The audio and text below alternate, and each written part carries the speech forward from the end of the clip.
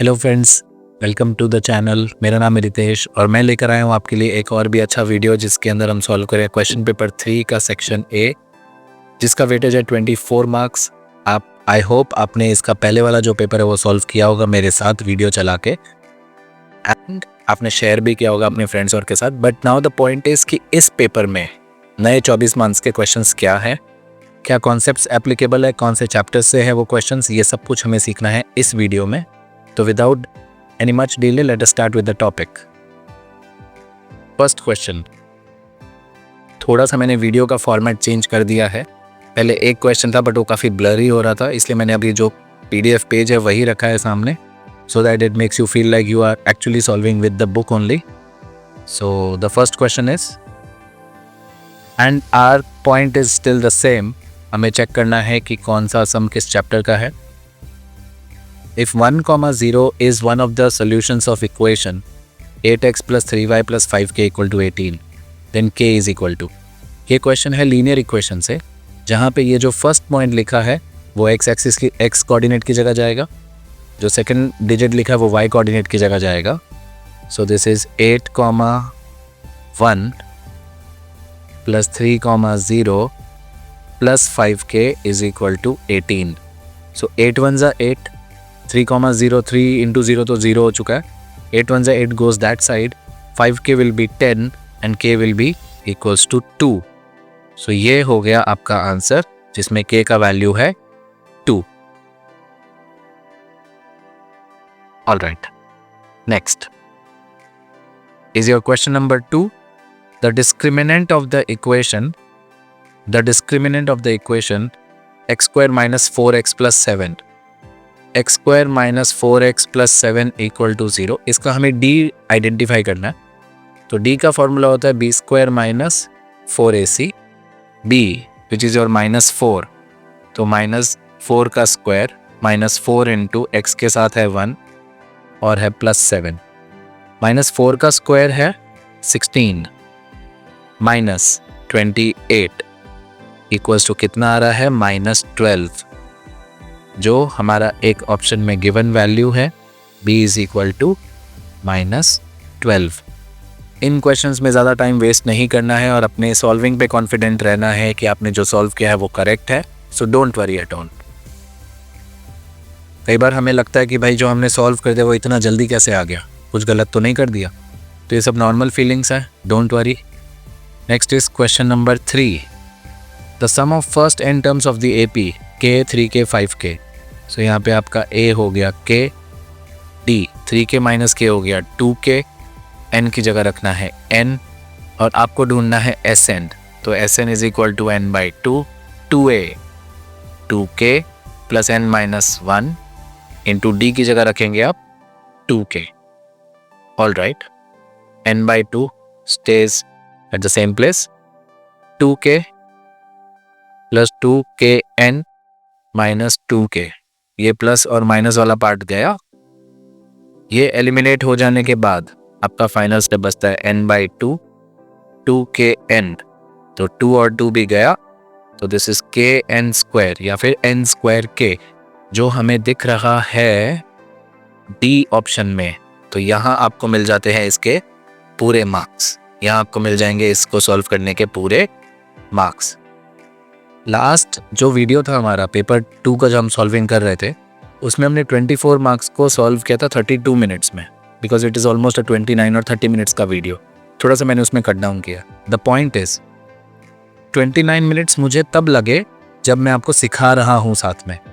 इतना टाइम आपको नहीं लगेगा सॉल्व करने में। आपको जो कॉन्सेप्ट आते हैं, जो आप सॉल्व कर चुके हैं, जो आप मेरे साथ सॉल्व कर रहे हैं, सीख रहे हैं, उसमें आपका इतना टाइम वेस्ट नहीं होगा। 24 क्वेश्चंस 24 मिनट्स में सॉल्व कर लो तो ये बेस्ट है, बिकॉज आगे के क्वेश्चंस के लिए आगे आपको और टाइम चाहिएगा। पॉइंट इज कि क्या 24 क्वेश्चन को आप 20 मिनट में, 15 मिनट में, 10 मिनट में सॉल्व कर सकते हो? हमारा टारगेट वो है, वो आपको अचीव करना है। राइट, नेक्स्ट क्वेश्चन दिया हुआ है द परपेंडिकुलर डिस्टेंस। मैं थोड़ा ये सब चीज़ें रब कर देता हूँ यहाँ से। Alright, question is the perpendicular distance of the point -3, 8 तो मैं आपको थोड़ा सा इसका एक बार ये समझा देता हूँ, फिर मैं आपको इसकी थियरी का जो शॉर्टकट है वो याद करवा दूंगा। So let's say -3,8 is here. Assume करते हैं -3,8 इज हियर। क्वेश्चन पूछा है perpendicular distance from y axis. तो perpendicular distance from y axis तो ये वाला हुआ ना, आपको स्ट्रेट लाइन ड्रॉ करनी है y एक्सिस तक। अब ये वाला पॉइंट कितना है, तो आप कितना यूनिट ऊपर आए थे, 8 यूनिट ऊपर आए थे, राइट। तो your answer is 8 units. Your answer is 8 units. तो अब कैसे पता करें, तो सर परपेंडिकुलर डिस्टेंस पूछा है तो जो y कोऑर्डिनेट दिया है वही उसका परपेंडिकुलर डिस्टेंस होगा y एक्सिस के साथ। अगर x एक्सिस से पूछा होता तो ये चीज़ बदल जाती, जिसके साथ परपेंडिकुलर उसका ही कोऑर्डिनेट आंसर होगा। y एक्सिस के साथ परपेंडिकुलर पूछा है तो y कोऑर्डिनेट ही उसका आंसर है। ऑलराइट, तो थोड़ा ध्यान रखना है ये चीज़ को। आप टाइम बचा सकते हो या फिर जैसे मैंने किया वैसे ड्रॉ करके सॉल्व कर लो, सबसे बेस्ट है, टाइम बच जाएगा पूरा। All right, coming to the next question, sec4 - sec²। अगर किसी ने सॉल्व किया है RD शर्मा तो ये क्वेश्चन उसी में से दिया हुआ है। sec4 और sec² से आप निकालोगे sec² कॉमन, तो ये बचा sec² थीटा अंदर और बचा 1। नाउ sec² थीटा क्या होता है, 1 + tan² थीटा, और sec² थीटा -1 खुद क्या होगा, वो भी tan² थीटा। sec² थीटा हो गया 1 + tan² थीटा और sec² -1 again an identity. Now tan² × 1 is tan² theta plus tan² × tan² is tan4 theta. तो ये हो गया आपका आंसर, tan² + tan4। घबराने की ज़रूरत नहीं है कि प्लस माइनस का भी तो है, तो सर क्या देखें, नहीं, आपने जो किया है स्टे कॉन्फिडेंट, आपने जो किया वो सॉल्विंग सही किया है, don't worry. Now moving on to the next question number 6। यहाँ दिया हुआ है the mode exceeds mean by 12, so z - x bar is given as 12। All right, आपको ढूंढना है z - m का वैल्यू, ठीक है। z is equal to 3m - 2x bar होता है, राइट। तो मैं z की जगह पे x बार की वैल्यू लगा देता हूँ, 12 + x bar. So 12 + x bar is equal to 3m - 2x bar. So 12, ये जो -2x बार है उसको भी मैं यहाँ ले आता हूँ। 12 + 3x bar is equal to 3m। All right, now if we take out, और हम यहाँ तीनों जगह से 3 निकाल लेते हैं, 4 + x bar is equal to m। All right, let it be just like this. या फिर what you can do next step में, m - x bar is equal to 4। Now this is your first point. अब मुझे कुछ याद आ रहा है कि पेपर 1 में हमें ऐसा ही एक MCQ में दिया था जिसमें फिल इन द ब्लैंक था और 2 कॉमन आ रहा था बाहर। तो वो स्टेटमेंट था z - m is equal to 2 bracket m - x bar. Now be careful, आपको z मोड माइनस मीडियन ही चाहिए, तो ये हो गया 2 ब्रैकेट m - x बार की वैल्यू है 4। सो आपका अल्टीमेट आंसर आया 8। सो 8 बिकम्स योर फाइनल आंसर। ये चीज़ को बहुत अच्छे से इन्होंने ट्विस्ट करके दिया। फर्स्ट पेपर में इसके रेलेवेंट क्वेश्चन पूछ लिया, सेकंड पेपर में उसको और ट्विस्ट करके उसमें से न्यूमेरिकल क्वेश्चन पूछ लिया। This is a very good paper, बहुत ही अच्छा क्वेश्चन है। ये बेसिक लेवल के लिए बहुत अच्छे क्वेश्चंस हैं, right. Come on, moving to the next question, we have the HCF of 20a² b and 30ab²। Now 20 और 30 का HCF तो हो गया 10, because 10 2s are 10 3s is the highest common factor। a² और a में से a हो गया, b² और b में से b हो गया। So the HCF of these two numbers is 10ab। HCF of these two numbers is 10ab। अच्छा सम था, राइट। लॉजिकल पार्ट का क्वेश्चन पूछा गया है तो you have to be careful. Yes, next question number 8, the zeros of the polynomial 3x - 7। क्योंकि ये एक लीनियर पॉलिनोमियल है तो let's do one thing, 3x - 7 equal to 0 कर देते हैं। -7 if goes that side is +7 और 3 मल्टीप्लाई से डिवाइड में जाएगा तो ये हो जाएगा 7/3। तो x की वैल्यू कितनी आ रही है, 7/3। इस तरीके से आपके 8 questions of section A complete हुए। कंटिन्यू करते हैं question number 9, 10, 11, 12। Question number 9, if 5 times probability of happening is equal to 3 times probability of not happening, alright, तो ये हो गया 5PA minus 3PA dash, ये गिवन है इक्वल टू 0, और हम जानते हैं PA plus PA dash is equal to कितना होता है 1। ना ये बन गया मस्त वाला एक लीनियर इक्वेशन। मैं इस पूरे सेकंड इक्वेशन को 3 से मल्टीप्लाई कर देता हूँ। 3PA dash is equal to 1 into 3। Now we have 2 linear equations जिसका PA डैश वाला वेरिएबल सेम है। Adding equation 1 and 2, 3PA dash गया, 5 plus 3 हो गया 8 times probability of A is equal to 3। तो probability of A is equal to कितना हो गया 3 out of 8, मतलब 8 में से 3 चांस है A के जीतने के, पर आपसे मांगा गया है उसके हारने के। तो 8 में से 3 चांस अगर A के जीतने के, तो A के नहीं जीतने के कितने हो गए 5 out of 8, बिकॉज 8 में से 3 टाइम्स वो जीत रहा है, 8 में से बाकी 5 टाइम्स वो हारेगा। So this is 5/8। बहुत अच्छा क्वेश्चन, बहुत अच्छा question, very sweet, very nice. Moving on to the next question.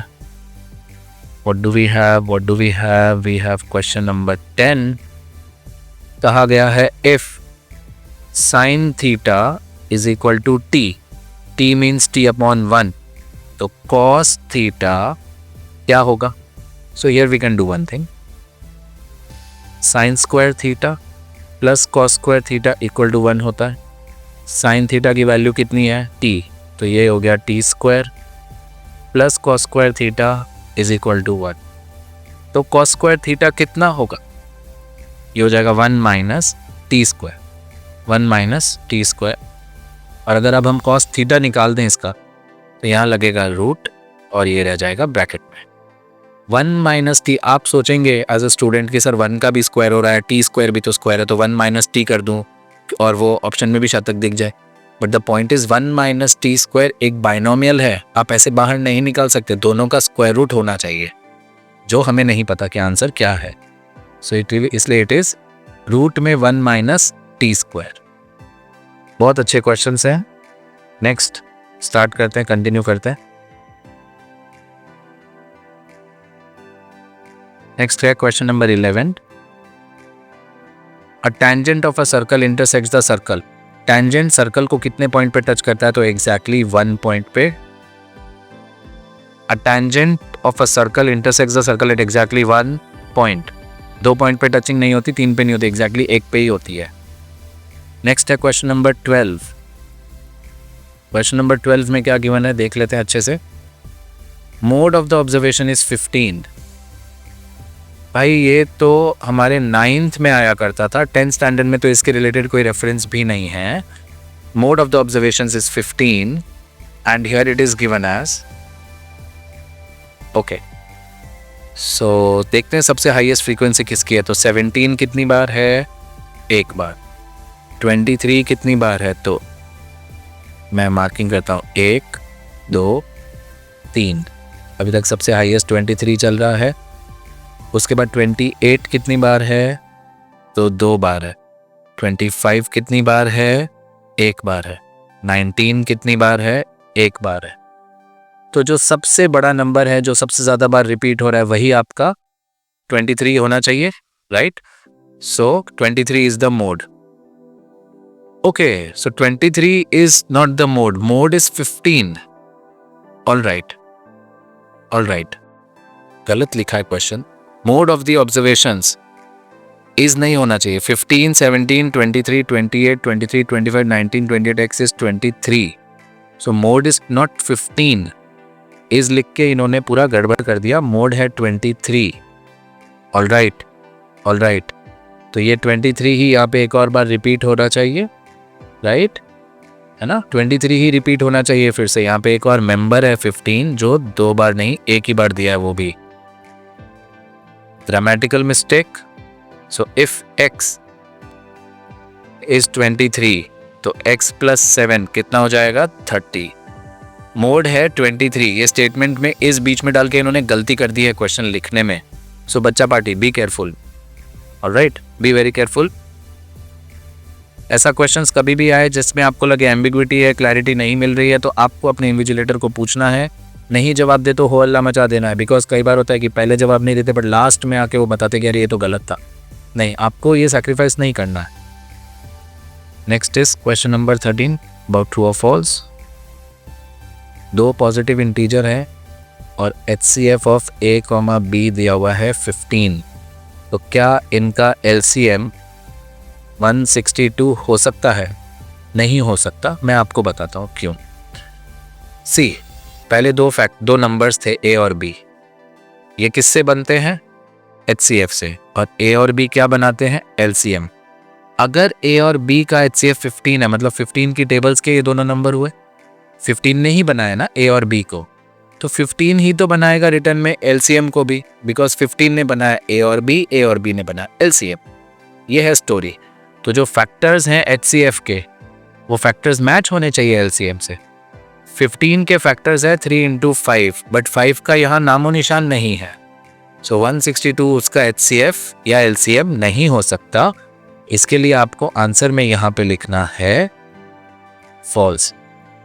आप लिखेंगे रीजन में, factors of HCF are not present in the factors of the LCM। Straightforward answer. भाई HCF के factors available होने चाहिए वहां पे, जो कि नहीं दिए हुए। All right. Next is this question. इसमें क्या दिया हुआ है देख लेते हैं एक बार। The sum of zeros of quadratic polynomial is, so polynomial दिया 3x² + 5x - 2। Some of zeros पूछा है, तो अल्फा + बीटा होता है -b/a, which in this case is -5/3। और यहाँ इन्होंने लिखा है सिर्फ 5/3, यहाँ इन्होंने लिखा है सिर्फ 5/3, तो नहीं, -5/3। ये जो आंसर है वो रहेगा false. Be careful. A pair of linear equations in two variables having no solution is not a consistent pair of linear equation।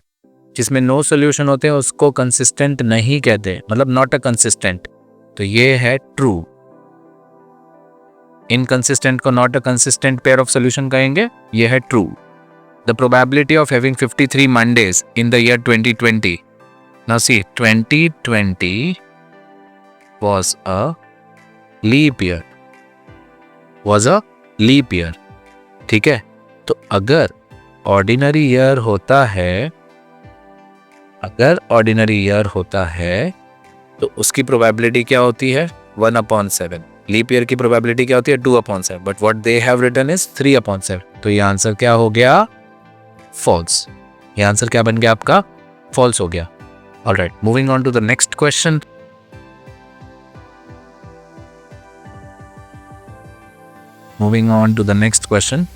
What do we have here? इस क्वेश्चन नंबर 17 में लिखा है 17, 18, 19, 20 और उसके बाद तो भाई आपके वही मैचिंग वाला, तो वो तो बड़ा इजी है। 4 क्वेश्चन के 4 मार्क्स एकदम कैश मिल जाते हैं। अब दिया हुआ है यहाँ पे A25 - A15 is equal to 24। Let us try to understand what is given। A25 होता है A + 24D - A + 14D। आपको करना है इनके बीच में सब्ट्रैक्शन, तो साइन बदलेगी। A - A पूरा गया, 24 - 14D हो गया 10D इज इक्वल टू 24। तो D हो रहा है 24/10 which is in decimal 2.4। Find the common difference of the AP। The answer is 2.4। काफ़ी इजी क्वेश्चन था। ऐसा सिमिलर क्वेश्चन हमने फर्स्ट पेपर में सॉल्व किया। एक बार आप वो वीडियो पूरा देखो। अगर आप फ्लो में सारे के सारे पेपर्स मेरे साथ सॉल्व करते हो तो आपके सारे कॉन्सेप्ट्स क्लियर कर दूंगा। आपको बस फ्लो में पेपर देखना है और साथ साथ में सॉल्विंग करनी है। कोई भी ये नहीं सोचे कि हम सिर्फ वीडियो देखें, just like what we do with other videos, उससे काम नहीं होगा। Next question number 18, cyclic quadrilateral तो 10th में आया ही नहीं, ये तो 9th स्टैंडर्ड का कॉन्सेप्ट है। इसमें क्या होता है? अपोजिट एंगल्स का सम होता है 180, राइट। और यहाँ पे angle A minus angle C दिया है -40। जब आप इसको लीनियर इक्वेशन की तरह प्रेजेंट करोगे तो ये गया 2 angle A is equal to 180 minus 40 is 140 degree. Therefore angle A हो गया आपका 70 डिग्री, एंगल ए हो गया आपका 70 डिग्री। और जो एंगल सी है आपका वो हो जाएगा 110 डिग्री। क्वेश्चन में पूछा गया find angle A. Alright, we have found angle A and it is 70 degree. It is 70 degree. ये concept comes from 9th standard. Just look at this thing कि ये लोग ने 9th तक के कॉन्सेप्ट्स को अच्छे से कवर अप किया है पूरा। Next is question number 19। The probability of getting a defective shirt in a lot of 400 shirts is 0.035. Probability of defective shirts is 0.035. Total number of shirts is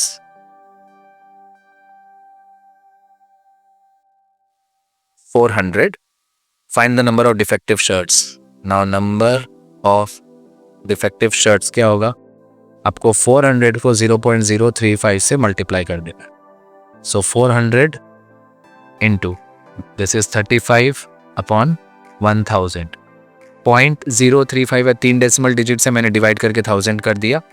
now 1 2 गया। 4 into 35 is 140, divide by 10 is 14. How many shirts are actually defective? बच्चों को ये सम बहुत अच्छा लगता है, बच्चों को ये सम आता भी है, बट कई बार वो गलती कर जाते हैं। बी केयरफुल, बहुत ईजी क्वेश्चन है, जल्दी से आंसर भी आ जाता है।